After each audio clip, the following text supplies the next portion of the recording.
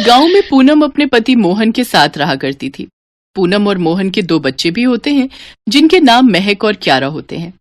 मोहन अमीरचंद जी नाम के एक अमीर आदमी के यहाँ काम करता है। तुम मेरे सभी नौकरों में से बहुत ही ईमानदार और वफादार नौकर हो और तुम मेरा सभी काम अच्छी तरह करते हो, विश्वसनीय भी हो। धन्यवाद तुम्हारा। अरे साहब, ये क्या कह रहे हैं? धन्यवाद तो मुझे आपका करना चाहिए। आप कितने अच्छे इंसान हैं जो ऐसा सोचते हैं। अमीर चांद जी को मोहन पर बहुत भरोसा था और मोहन भी अपना काम ईमानदारी से करता था। मोहन अपने बच्चों के लिए हर 2 दिन में कुछ न कुछ बाहर से खाने के लिए लाया करता था। ये देखो बच्चों, तुम्हारे लिए तुम्हारे पापा क्या लाए हैं।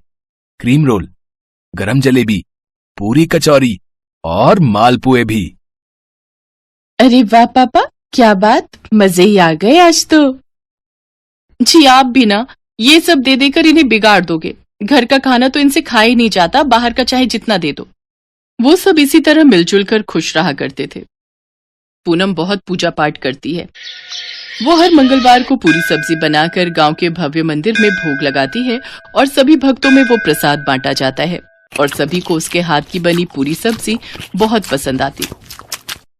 बिटिया पूनम, तुम्हारे हाथ की बनी पूरी सब्जी सभी को बहुत पसंद आती है।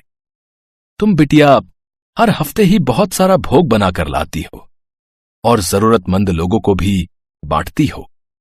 मां दुर्गा तुम पर अपनी कृपा बनाए रखें। तुम सदा खुश रहो, तुम्हारा सुहाग बना रहे। धन्यवाद पंडित जी, आपका आशीर्वाद सदा मेरे परिवार के ऊपर ऐसे ही बना रहे। इस तरह दोनों की जिंदगी खुशहाल चल रही होती है। लेकिन फिर एक दिन अमीरचंद जी के घर से 10 लाख रुपए की चोरी हो जाती है। अमीरचंद जी बहुत घबरा जाते हैं। वो अपने सभी नौकरों को बुलाते हैं और सभी की तलाशी करते हैं और उन्हें मोहन के थैले से 5 लाख रुपए मिलते हैं। ये देखकर अमीरचंद जी मोहन से कहते हैं, अरे मोहन, तुमने मेरा पैसा चुराया। 10 लाख के सिर्फ 5 लाख हैं। तेरे पास बाकी के 5 लाख कहां हैं? अरे बेशरम, मैं तुम पर कितना विश्वास करता था। तुमने ऐसा क्यों किया? तुम्हें पैसों की जरूरत थी तो तुम मुझसे कह देते, लेकिन ऐसा नहीं करना चाहिए था। आज तुमने मेरा भरोसा तोड़ दिया।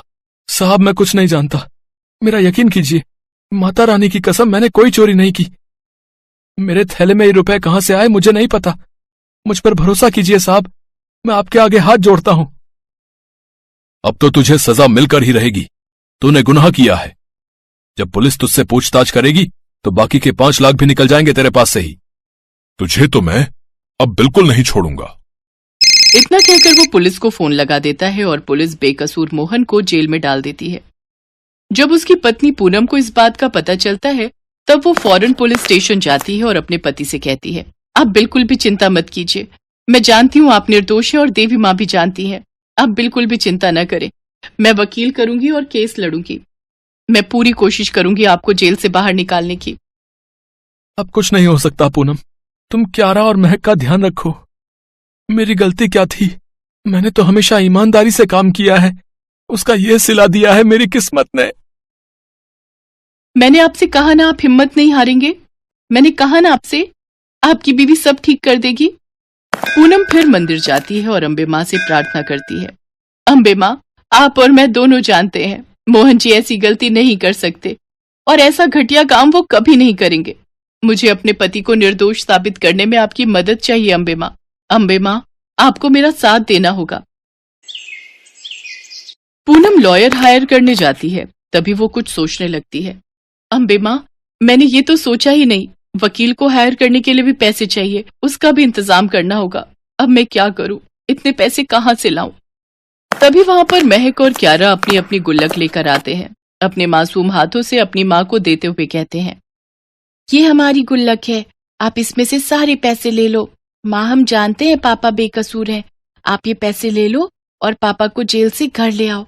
हमें पता है पापा को पुलिस अंकल पकड़ कर ले गए हैं, जबकि पापा निर्दोष हैं। हमारे पापा कभी ऐसा काम नहीं करेंगे क्योंकि वो हमारे पापा हैं। अपने बच्चों की बातें सुनकर पूनम भावुक हो जाती है। पूनम दोनों बच्चों को सीने से लगा लेती है और कहती है, मेरे बच्चे, तुम्हारे पापा को कुछ नहीं होगा। पापा जल्दी ही घर आ जाएंगे। वो पैसा जुटाने के लिए बहुत चिंतित होती है और वो कई सारे लोगों से पैसे की मदद मांगती है लेकिन कोई उसकी मदद नहीं करता। वो हार कर एक पेड़ के नीचे बैठती है। तब उसके मन में एक विचार आता है, मैं पूरी सब्जी बनाकर मंदिर में भोग लगाती हूँ और अम्बे माँ की कृपा से और सभी को अच्छी भी लगती है। क्यों ना मैं सब्जी पूरी का एक ठेला लगा लूं और उसे बेचकर जो पैसे आएंगे उसी से मैं वकील हायर कर लूंगी। अब हाँ, यही सही रहेगा। ऐसा करके ही मैं उन्हें बचा सकती हूँ। फिर वो ठेली लगाने लगती है। पूनम ने पूरी सब्जी का ठेला लगाया ही था और थोड़ी ही देर में उसकी ठेली पर काफी भीड़ हो जाती है और सभी ग्राहक पूनम के हाथ की सब्जी पूरी की तारीफ करते नहीं थकते। वो बड़े चाव से खाते हैं। हा, एकदम लाजवाब। पूनम बहन, एकदम लाजवाब बनी है पूरी सब्जी। हाँ, तुम्हारे हाथ में तो जादू है भाई। साक्षात अन्नपूर्णा का आशीर्वाद है तुम्हारे ऊपर। धन्यवाद। इस तरह पूनम बहुत अच्छे पैसे कमाती है और एक हफ्ते के अंदर लॉयर को हायर कर लेती है। कोर्ट में पेशी होती है। अदालत की कार्रवाई शुरू की जाए। माफी चाहता हूं मैं सर, अमीर चंद जी अभी तक कोर्ट में नहीं आए हैं। तभी अमीर चांद जी वहां आ जाते हैं और कटघरे में खड़े मोहन के पास पहुंचते हैं और उसे गले लगा लेते हैं। सभी इस दृश्य को देखते रह जाते हैं। जज कहते हैं, ये सब क्या है? अमीर चंद जी, भूलिए मत, ये कोर्ट है और इस आदमी पर ही आपने पैसे चुराने का इल्जाम लगाया है। नहीं, ये चोर नहीं है, मोहन बेगुनाह है। ये लीजिए पेन ड्राइव, इसमें सब कुछ कैद है। मेरे कमरे में एक खुफिया कैमरा भी लगा है। ये रिकॉर्डिंग उसकी ही है। मैंने ये सीसीटीवी कैमरा चेक किया तो मेरे सामने सारा सच आ गया। फिर लॉयर और जज वो पेनड्राइव की फुटेज देखते हैं। तब मालूम पड़ता है चोरी तो दूसरे नौकर लखन ने की है और लखन ने 5 लाख ले लिए और 5 लाख मोहन की थैले में डाल दिए, जिससे कि मोहन पर शक जाए। इस सब के बाद कोर्ट केस को खारिज कर देती है और लखन को गिरफ्तार करने का आदेश देती है। मुझे माफ कर दो। जाने क्या क्या कहा तुमसे। मेरे कारण तुम्हें जेल में 1 हफ्ते तक रहना पड़ा, जबकि तुम निर्दोष थे। दुनिया में तुम जैसा कोई नहीं है। तुम अच्छे हो मोहन। सच्ची ईमानदारी तो आपने दिखाई है साहब, लास्ट मौके पर आकर सच को सबके सामने लाने की। आखिर मां अम्बे ने सब ठीक कर दिया। जय अम्बे मां। फिर अमीर चंद जी और मोहन फिर से काम करने लगते हैं। पूनम भी पूरी सब्जी की अपनी ठेली बराबर चलाती है और दोनों खूब प्रगति करते हैं। शहर से दूर एक चंपानगर नामक गांव था। इस चंपानगर नाम के पीछे बहुत ही भूतिया घटना है। शहर से दूर होने के कारण यहाँ दुकान यातायात की बड़ी समस्या थी। कोई भी जरूरी सामान लेने जाना हो तो सीधा शहर जाना पड़ता था। उसी गांव में चंपा अपनी छोटी बहन चमेली और बाबा के साथ रहती थी। अच्छा बेटा, मैं शहर किसी काम से जा रहा हूँ। कुछ दिनों में वापस आ जाऊंगा। तुम दोनों घर का ख्याल रखना। बाबा, मेरे लिए शहर से चाट पकौड़ी लाना और मेरे लिए समोसे और पानी पूरी। अच्छा अच्छा, लेते आऊंगा। तुम दोनों एक दूसरे का ख्याल रखना, ठीक है? और कुछ जरूरत हो तो रामू चाचा के घर चले जाना है? जी बाबा। अच्छा, मैं चलता हूँ। चंपा और चमेली बाबा को दरवाजे से विदा करते हैं। दीदी, हम चाट खाएंगे, बड़ा मजा आएगा। मजा तो आएगा। कुछ दिनों बाद चंपा और चमेली के बाबा अपने शहर का काम निपटाकर गांव वापस आ जाते हैं और साथ में दोनों के लिए पानी पूरी और चाट भी लाते हैं। चमेली बाबा को देखकर बहुत खुश होती है। बाबा आ गए, बाबा आ गए। बाबा बाबा, क्या आप हमारे लिए पानी पूरी और चाट लाए हैं? हाँ हाँ बेटा, मैं तुम दोनों के लिए ढेर सारी पानी पूरी और कचौड़ियाँ लाया हूँ। चंपा और चमेली बड़े मजे से बाबा के चाट और पानी पूरी खाते हैं। चमेली पानी पूरी का आनंद उठाते हुए कहती है, काश हमारे गांव में कोई पानी पूरी वाला होता तो कितना मजा आता। हाँ चमेली, फिर तो हम रोज पानी पूरी खाते। कुछ दिनों बाद गांव के छोर में मोहन पानी पूरी और चाट सेंटर का ठेला दिखाई देता है, जो सभी को फ्री में पानी पूरी खिलाता है। गांव में नए नए पानी पूरी सेंटर खुलने और फ्री में पानी पूरी मिलने के कारण सभी लोग वहां जाते हैं और फ्री में मिल रहा पानी पूरी और चाट का खूब आनंद उठाते हैं और मोहन की तारीफ करते हैं। वाह भैया, हाँ, मजा आ गया। क्या पानी पूरी बनाते हो, आहा, और फ्री में भी खिलाते हो। वाह वाह वाह वाह वाह, कितना अच्छा काम करते हो तुम भाई। अरे कहाँ, ये सब तो आपकी मेहरबानी है और लोगों का पेट भरना मेरा पेशा। हाँ भैया, बड़ा मजा आ गया। बरसों बाद आज इतनी स्वादिष्ट पानी पूरी चखी है। आहा, और खाइए, चाट भी खाइए, सब कुछ फ्री है यहाँ। मोहन की मुफ्त और स्वादिष्ट पानीपुरी की चर्चा सारे गांव में थी। चमेली भी मोहन पानीपुरी सेंटर गांव में खुलने और उसके स्वादिष्ट होने की चर्चा सुन रही थी। वो दौड़ी दौड़ी बाबा के पास गई। बाबा, हमारे गांव में एक नया पानीपुरी वाला आया है। वो सबको फ्री में पानीपुरी खिलाता है। लोग कहते हैं उसकी पानीपुरी बड़ी स्वादिष्ट है। हमें भी उसकी पानीपुरी खाने चलना चाहिए। क्या, मुफ्त में? हाँ दीदी, वो सभी को मुफ्त में पानीपुरी और चाट खिलाता है। अरे ये तो गजब हो गया। हम कल ही बात कर रहे थे कि काश गांव में कोई पानीपुरी वाला होता, और आज वो बात सच हो गई। अरे वाह, ये तो बड़ी अच्छी बात है। हम कल ही चलेंगे। जी बाबा। अगले ही दिन से मोहन पानीपुरी सेंटर में भीड़ बढ़ने लगती है। गांव के सभी लोग मोहन की पानीपुरी और चाट चखना चाहते हैं। ठेले के चारों तरफ ग्राहक खड़े पानीपुरी और चाट का आनंद लेते हैं। वाह भैया, हाँ, मजा आ गया। क्या पानी पूरी बनाते हो, आहा, और फ्री में भी खिलाते हो। वाह वाह वाह वाह वाह, कितना अच्छा काम करते हो तुम भाई। मोहन भाई, मजा आ गया। वाह, खाइए, खूब खाइए, बच्चों को भी खिलाइए। कितना अजीब जलजीरा है, लगता है पीते रहो। आहा, शुक्रिया, और लीजिए। वाह, मोहन काका जैसी पानी पूरी कभी नहीं खाई।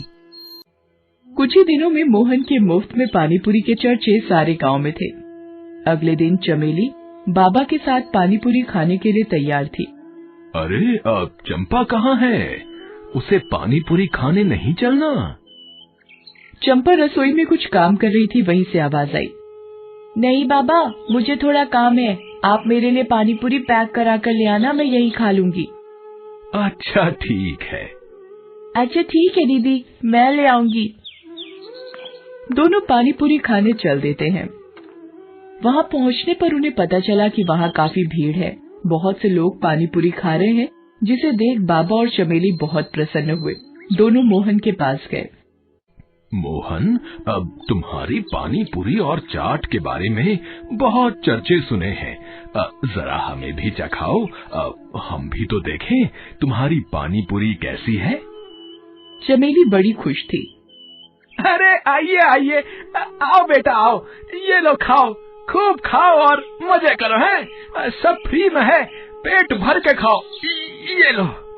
बाबा और चमेली दोनों पानीपुरी खाते हैं और उसके स्वाद में खो जाते हैं। वाह मोहन वाह, जैसा सुना बिल्कुल वैसा ही पाया। आहा, कितनी स्वादिष्ट पानी पूरी है। वाह, मजा ही आ गया। वाह मोहन काका, मजा आ गया। लोग सच कहते हैं, इतनी स्वादिष्ट पानीपुरी तो आज तक न खाई थी। थोड़ा जलजीरा और मिलेगा? हाँ, क्यों नहीं, ये लो और खाओ, लो। चमेली और बाबा दोनों पेट भरकर पानीपुरी खाते हैं। काका, आज तो मजा आ गया। कल फिर आऊंगी। बिल्कुल बेटा, जरूर आना है, बिल्कुल आना। अच्छा मोहन, एक प्लेट पानी पूरी पैक कर दो। बाबा और चमेली चंपा के लिए पानीपुरी पैक कराकर घर ले आते हैं। चंपा उन्हें घर के करीब आते देख बहुत खुश होती है, लेकिन घर के नजदीक पहुंचते ही उनकी पानीपुरी की थैली को कुत्ते छीन कर ले जाते हैं। ये देखकर चंपा बड़ी निराश होती है। तुम निराश मत हो चंपा, हम कल फिर से पानी पूरी खाने चलेंगे। चंपा खुश हो जाती है। उस रात बाबा और चमेली के पेट में थोड़ी तकलीफ होती है, लेकिन कैसे भी उस रात उन्हें नींद आ जाती है। सुबह होती है तो चंपा को कराहने की आवाज सुनाई देती है। आह आह, उठकर देखती है तो दो बूढ़े व्यक्ति उसके बाबा और उसकी बहन की जगह लेटे हुए थे। ये मुझे क्या हो गया? दूसरा बूढ़ा आदमी इतना बूढ़ा था कि वो बोल भी नहीं पा रहा था। सामने बूढ़ी दादी और बूढ़े व्यक्ति को देख वो अचंभित हो जाती है। अरे दादी, आप कौन है और यहाँ कैसे? और मेरी छोटी बहन चमेली और बाबा कहाँ हैं? अरे दीदी, मैं चमेली ही हूँ, आपकी छोटी बहन चमेली। पता नहीं कैसे मैं बूढ़ी हो गई। चमेली, तुम इतनी बूढ़ी कैसे हो गई? मुझे नहीं पता दीदी, कल रात तक तो मैं और बाबा ठीक थे, लेकिन आज सुबह होते ही मैं और बाबा।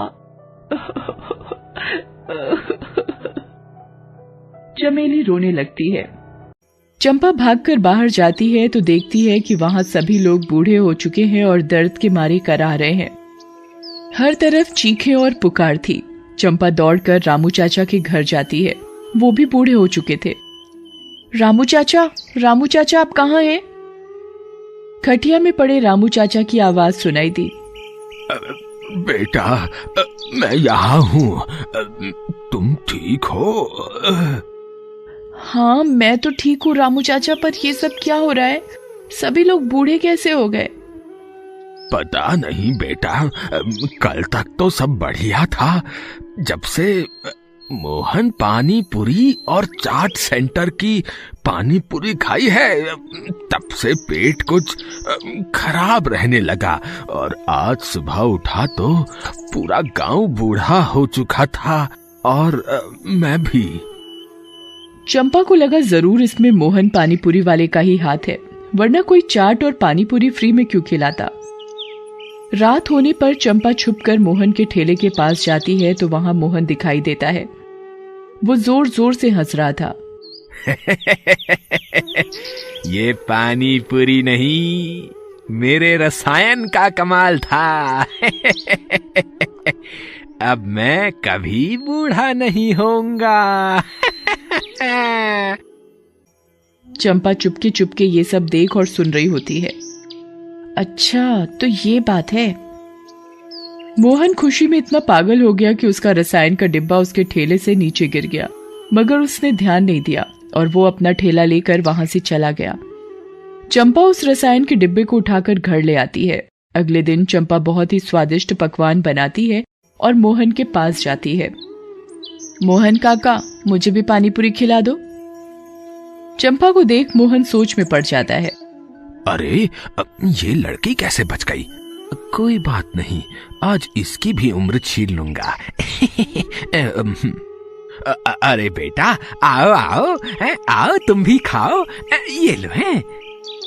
पर एक शर्त है, आप इतने दिनों से हमें फ्री में पानीपुरी और चाट खिला रहे हो, इसलिए आज मैं भी आपके लिए कुछ लाई हूँ। ये लीजिए, पहले आप मेरे हाथों से बने हुए स्वादिष्ट व्यंजन खाइए, तो अभी मैं पानीपुरी खाऊंगी। चंपा सारे व्यंजन मोहन को दिखाती है। मोहन इतने सारे स्वादिष्ट पकवानों को देखकर खुद को रोक नहीं पाता। अरे बस इतनी सी बात, मैं अभी खा लेता हूँ। जैसे ही मोहन खाना खत्म करता है, वो धीरे धीरे बूढ़ा होने लगता है। ये क्या हो रहा है मुझे? चंपा हंसती है। वही जो तुमने गांव वालों के साथ किया। खुद का रसायन खुद चखकर कैसा लग रहा है भूतिया पानीपुरी वाले? मैं तो तभी समझ गई थी कि दाल में कुछ काला है जब तुमने पूरे गांव को फ्री में पानीपुरी खिलाई। पानीपुरी वाला धीरे धीरे बूढ़ा होने लगता है। अरे मेरा रसायन कहाँ गया? मेरा रसायन कहाँ गया? तुम्हारा रसायन? तुम्हारा सारा रसायन इन्हीं स्वादिष्ट पकवानों के साथ तुम्हारे पेट में है। और वो भूतिया मोहन पानीपुरी वाला बूढ़ा होते होते गायब हो जाता है। धीरे धीरे सभी गांव वालों को उनकी उम्र वापस मिलने लगती है। अरे देखो देखो, मैं ठीक होने लगा, मेरी उम्र वापस आ रही है। चमेली और उसके बाबा भी अपनी असली उम्र में वापस आ जाते हैं। चंपा की ये बहादुरी देख सभी गांव वाले उसकी तारीफ करते हैं। चंपा, तुमने अकेले ही हम सबकी जान बचा ली, तुमने कमाल कर दिया। नहीं रामू चाचा, ये सब आपकी देखरेख का ही कमाल है कि मैं जल्दी ठीक हो पाई और उस भूतिया पानी पूरी वाले को सबक सिखा पाई। वाह चंपा बेटा, तुम्हारी चतुराई और बहादुरी से आज सारा गांव बच गया। मुझे तुम पर गर्व है बेटा। तब से सारे गांव वालों ने गांव का नाम चंपानगर रख दिया।